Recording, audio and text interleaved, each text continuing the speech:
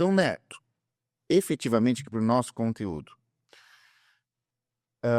quais são os critérios que são mais importantes na hora de escolher um sócio? Não tenho sócio e quero um sócio. Decidi que quer. O que eu tenho que considerar para escolher? Olha, na minha concepção, assim, ó, eu entendo que eu nunca, eu trabalhei em sociedades, né?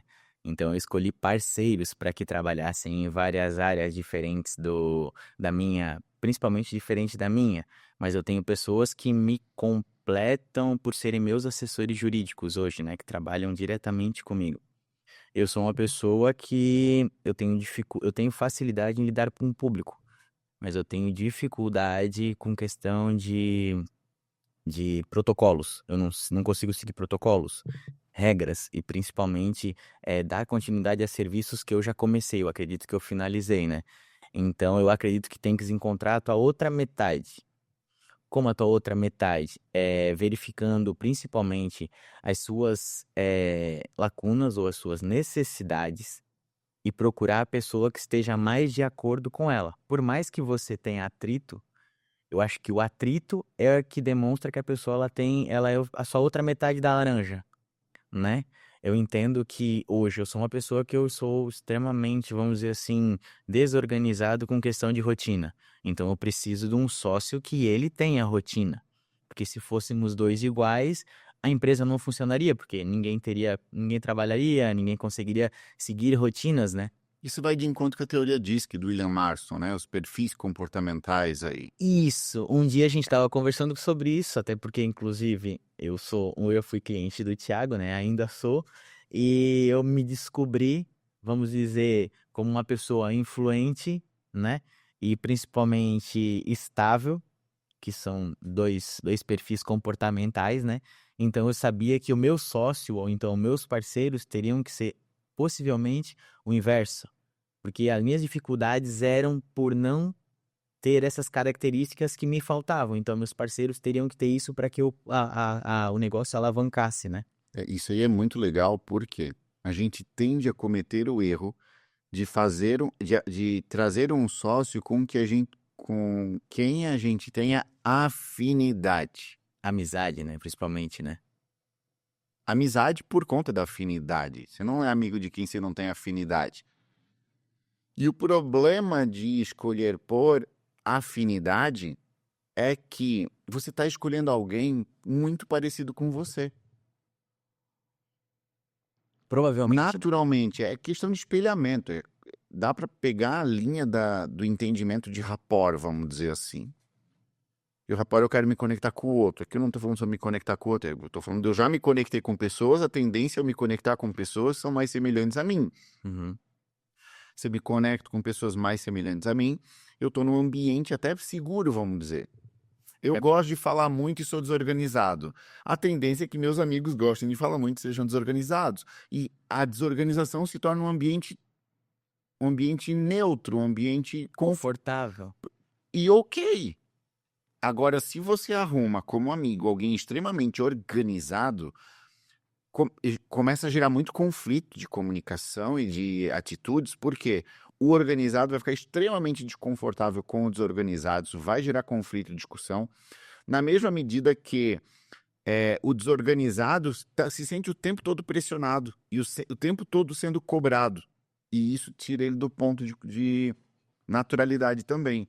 E talvez você que está me acompanhando nessa minha fala, talvez está pensando, não, pera, mas então o certo é eu escolher alguém igual a mim, para evitar esses pontos de confronto. Não. Porque se você escolhe alguém parecido com você, com quem você tem afinidade, você está escolhendo uma cópia sua, que é boa no que você é bom e que é ruim no que você é ruim. A empresa, o CNPJ, ela não ganha novas habilidades. Ela só reforça as habilidades e os defeitos que já tem, ela potencializa os dois. E é importante, quando a gente fala numa empresa, que a gente tenha a pluralidade de habilidades. É lógico que tem segmentos que precisam mais de algumas habilidades do que outros. Mas, de forma geral, é importante uma empresa ter todas as habilidades. Eu vou dar um exemplo muito clássico, que é muito parecido com o exemplo que tu deu. Eu atendo muitos arquitetos. Arquiteto, ele é muito criativo, mas por ser criativo, ele é desorganizado. Uhum. Ele vem no pacote. É criativo e desorganizado. A gente precisa trazer ou funcionários ou na sociedade alguém que seja organizado, mais analítico, para fazer o contraponto, senão o escritório vira uma zona e não sai do lugar. O que é peculiar, né? Porque daí isso demonstra que, assim, as pessoas não têm padrão. Sabe por quê? A minha noiva, ela é arquiteta. E ela tem um perfil de dominância, vamos dizer, e ao mesmo tempo ela tem um perfil que ela é muito conforme. Então, ela hoje é a minha assessora jurídica. Por quê? Porque ela organiza finança, ela organiza rotina, ela organiza a minha agenda.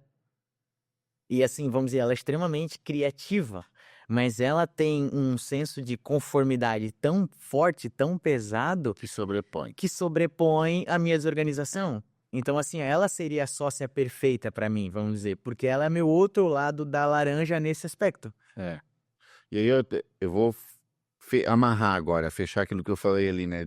Que eu falei assim, que o lógico seria você achar alguém parecido com você, então, pelos exemplos que eu dei. Não.